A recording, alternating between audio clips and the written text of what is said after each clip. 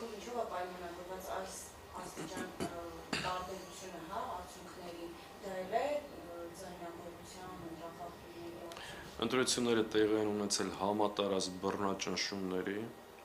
բռնությունների եւ ապօրինությունների պայմաններում։ Ակնհայտ իշխանությունը իր վարչական պետական ռեսուրսներով, նաեւ անօրինական, հակաօրինական, երբեմն հակապետական, երբեմն սահմանադրական կարգ տապալելու ճանապարհով ընդդիմադիր քաղաքական ուժերի գործունեությունը խոչընդոտել է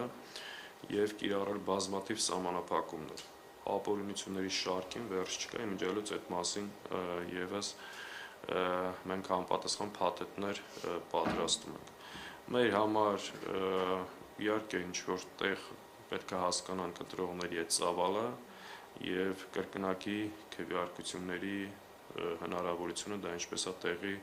ունեցել։ Ակնհայտ է այդ գաղտնի ցուցակներով, որը չի հրապարակվում, այստեղ մենք լուրջ եւ ծանրակշիռ մտահոգություններ ունենք, սա ոնց է տեղի ունեցել։ Բայց այս պահին, քանի որ փաթեթ է պատրաստում Սահմանադրական դատարանի համար, ձեռնպահ կմնամ ավելի մանրամասների մեջ խորանալու, բայց մեր համար ակնհայտ է, որ որոշ բաներ տեղի ունեցել։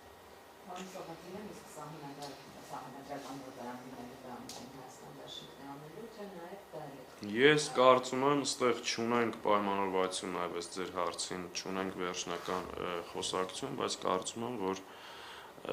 մյուս ընդդիմադիր ուժերը եւս այս ճանապարհով կգնան։ Հիմա դա կլինի միասնական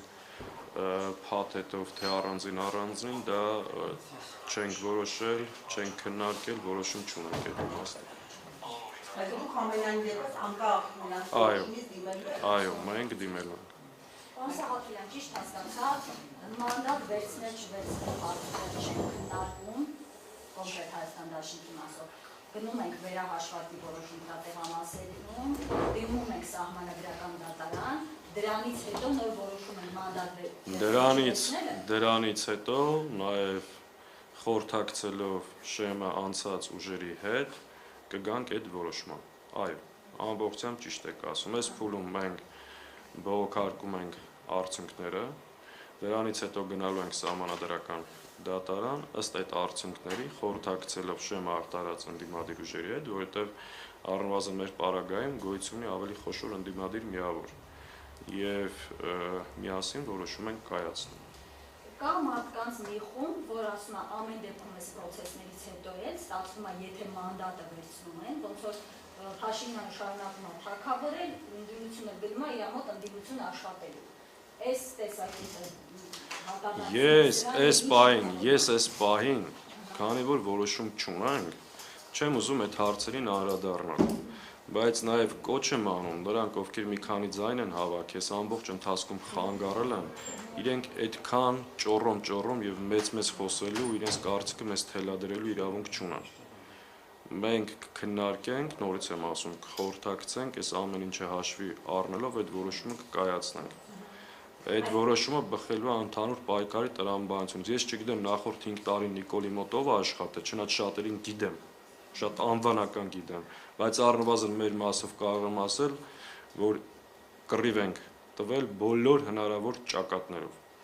Ու թող ամեն մեկը նաև իր տեղ իմանա, էլի գնալ աշխատել, չգիտեմ ինչ։ Ես ասում եմ, մենք որոշում չունենք, ու այդ որոշումը բացատրում եմ, երբ կարող ենք կայացնել։ Ես ընդհանրապես այս բանին մեր հայրենակիցներին ուզում եմ ասել, որ սիրելի հայրենակիցներ, նախ չպետք է հուսահատվել, պանիկայի մեջ լինել, էմոցիաներով առաջնորդվել, չնայած ամբողջությամբ հասկանում եմ։ Ես իմ 15 տարեկան տղային այս վերջի 24 ժամը շատ դժվարությամբ եմ բացատրում, այս ինչա կատարվել, որովհետև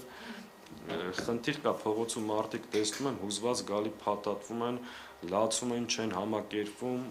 իրականում ծանր մթնոլորտ է, թրքապատակ իշխանությունը, որը երկիրը տանելու է մի նոր փորձության, վարչական խայտառակ մեթոդներով փորձում է վերարտադրությունը ապահովել։ Սա իհարկե ծանր